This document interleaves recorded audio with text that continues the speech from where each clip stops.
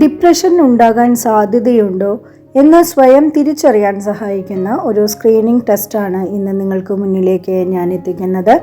It's me Ramya Sujesh. നിങ്ങൾക്കും നിങ്ങളുടെ പ്രിയപ്പെട്ടവർക്കും വിഷാദരോഗം മൂലം അപകടങ്ങൾ സംഭവിക്കാൻ സാധ്യതയുണ്ടോ എന്ന് മുൻകൂട്ടി തിരിച്ചറിയാൻ ഈ ടെസ്റ്റ് നിങ്ങളെ സഹായിക്കും. വിഷാദരോഗവുമായി ബന്ധപ്പെട്ട ലക്ഷണങ്ങൾ കാണുന്നുണ്ടെങ്കിൽ നിങ്ങൾ അടുത്തുള്ള മാനസികാരോഗ്യ വിദഗ്ധനെ കൺസൾട്ട് ചെയ്യുക. കഴിഞ്ഞ 2 ആഴ്ചയായി നിങ്ങളുടെ ജീവിതത്തിൽ നടന്ന കാര്യങ്ങളെ ബന്ധപ്പെടുത്തിയുള്ള ചോദ്യങ്ങളാണ് ഈ ടെസ്റ്റിലുള്ളത്. ആ ദിവസങ്ങളിൽ നിങ്ങൾ എങ്ങനെയായിരുന്നു എന്നുള്ള ഉത്തരം നൽകുക. ഈ വീഡിയോ നിങ്ങൾക്ക് ഇഷ്ടമായെങ്കിൽ എന്തായാലും ലൈക്ക് ചെയ്യുക, മറ്റുള്ളവരിലേക്ക് ഷെയർ ചെയ്യുക, ചാനൽ സബ്സ്ക്രൈബ് ചെയ്തുകൊണ്ട് വീഡിയോ കാണാൻ ശ്രമിക്കുക. ഇനി നമുക്ക് ടെസ്റ്റിലേക്ക് പോകാം. ആദ്യത്തെ ടെസ്റ്റ്: അമിതമായ ദേഷ്യം, നിരാശ, അസ്വസ്ഥത, ആത്മവിശ്വാസക്കുറവ്, ജീവിതത്തിൽ പ്രതീക്ഷ നഷ്ടപ്പെട്ട പോലെയൊക്കെ അനുഭവപ്പെടുന്നുണ്ടോ? ഇല്ല, ചില ദിവസങ്ങളിൽ, എല്ലാ ദിവസവും.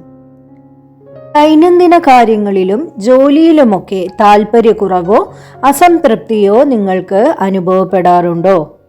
ഇല്ല, ചില ദിവസങ്ങളിൽ, എല്ലാ ദിവസവും. ഉറക്കക്കുറവോ അമിതമായ ഉറക്കമോ നിങ്ങൾക്കുണ്ടോ? ഇല്ല, ചില ദിവസങ്ങളിൽ, എല്ലാ ദിവസവും. ക്ഷീണം, ഉത്സാഹക്കുറവ്, ഒന്നും ചെയ്യാൻ താല്പര്യമില്ലാതെ ഇരിക്കുക, ഇതുപോലെ നിങ്ങൾക്ക് അനുഭവപ്പെടാറുണ്ടോ? ഇല്ല, ചില ദിവസങ്ങളിൽ, എല്ലാ ദിവസവും. അമിതമായ വിശപ്പ് അല്ലെങ്കിൽ വിശപ്പില്ലായ്മ അനുഭവപ്പെടുന്നുണ്ടോ? ഇല്ല, ചില ദിവസങ്ങളിൽ, എല്ലാ ദിവസവും.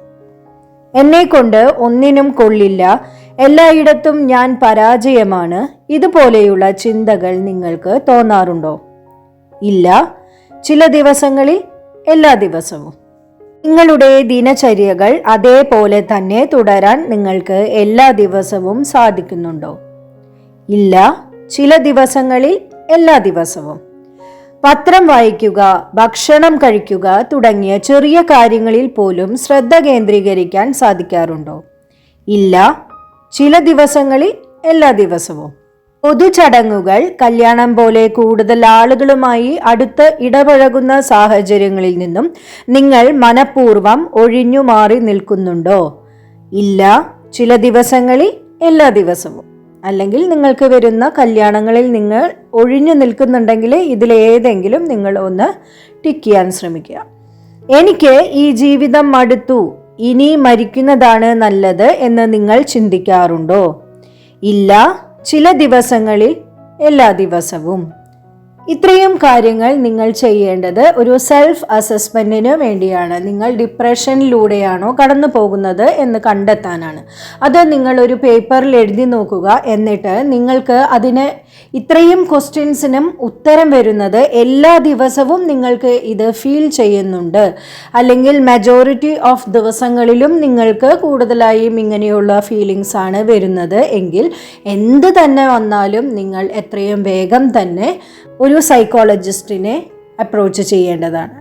നിങ്ങളുടെ വിഷമങ്ങൾ തുറന്നു പറഞ്ഞ് നിങ്ങൾക്കതിനുള്ള സൊല്യൂഷൻ എടുക്കേണ്ടതാണ്. നിങ്ങൾക്ക് ഈ വീഡിയോ ഉപകാരപ്രദമായെങ്കിൽ നിങ്ങളുടെ അഭിപ്രായങ്ങൾ കമൻറ്റ് ചെയ്യുക. ഇതുപോലെയുള്ള ഉപകാരപ്രദമായ വീഡിയോകളുമായി ഇനിയും നിങ്ങളുടെ മുന്നിലേക്ക് ഞാൻ വരാം. താങ്ക്